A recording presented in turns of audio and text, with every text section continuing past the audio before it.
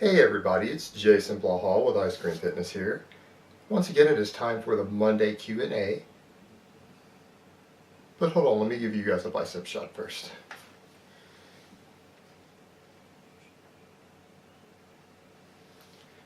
And let's get right to these questions. Alright, first question. Jason, do you think it makes any difference whether I take my multivitamin in the morning or before bed? Honestly, there's no person anywhere in the world, even with a PhD, who can answer this question. And the reason for that is because all the people with PhDs in nutrition still debate as to if a multivitamin does anything at all. So debating about the absorption of something that is split down the middle in the scientific community as to if it actually absorbs correctly or has any benefits, or if it's even dangerous to you or not in the long term, is really hard to say. But I would say that because of the wide variety of ingredients in there, the odds that there could be something in there that causes you indigestion or some type of intolerance is always a possibility. So I would generally take something like that in the morning rather than at bed, because it might keep you awake if you have any sort of indigestion or irritation from it. And I generally take anything that I take in the morning unless I have a reason to take it later in the day. Alright, next question. Is it true that whole grains can interfere with the absorption of nutrients, not only from the grains but from other foods ingested with them, leading to deficiencies? This is true, but it's only true in a quantitative measure.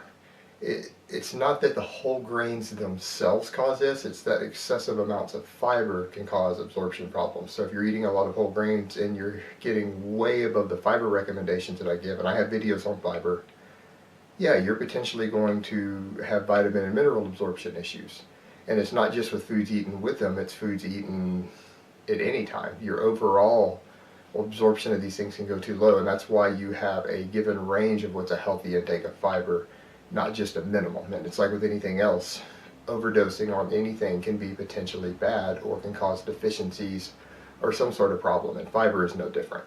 So excessive amounts of this soluble fiber that you're going to find can block your absorption of things like iron and fat soluble vitamins. So that's the cause for concern. So whole grains are perfectly fine, but just like with anything else eaten in excess, can have potential problems. So check the fiber number on there, go look at the recommended ranges, and try to keep your whole grain intake to a point to where your fiber isn't excessive. And if you need to, eat lower fiber foods to get the rest of your carbs that you need. Alright, next question. What do you think of Body Media Fit? I think these devices are a complete con and a ripoff, and the reason for that is anyone who's studied a bit of the way caloric expenditure works with activity and tracking TDEE, I and plenty of other people have given you guys the formulas and the means to track your changes in TDEE. And people assume that if they wear this thing for 8 hours a day, that it gives them an accurate indicator of how many calories they burn, and it doesn't, because you would literally have to wear it 24 hours a day.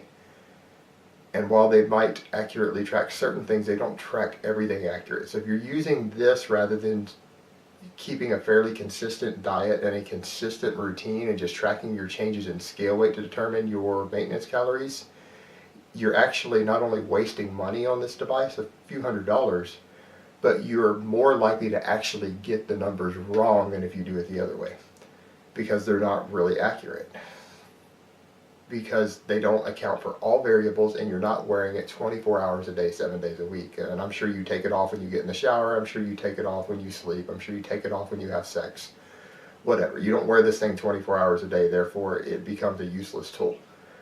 Track your changes in scale weight, stay consistent with things like your carb intake and your overall regimen, and don't change the amount of cardio and activity you do week to week, and then these sort of devices have no purpose at that point. You can use the scale to determine your changes in maintenance calories. Alright, next question. Is there a difference from plain water compared to water mixed with blackcurrant squash or shakes? I can tell that this person is from the UK just from what they said, because no one in the US knows what squash is. Squash is a vegetable. But to answer the question, it doesn't matter. Your total water intake is what matters. And if you need to flavor your water with something to get your water down, then that's what's important. Your body can't really distinguish between water that you mix a little sugar with or water that you mix an artificial sweetener with. It really only knows what your total water intake is. So that's what you need to focus on, and you don't necessarily need to worry about the difference between just drinking straight water out of the tap or out of a bottle or out of a purifier. Just focus on your total intake. It's not really going to matter. All right, last question. You see a lot of pros with bad form. So the question is form as relevant to muscle growth as just moving maximum amount of weights? I know they are enhanced, but you see larger guys in the gym with bad form. What's your take? The reality is, for making a given muscle grow, tension is tension.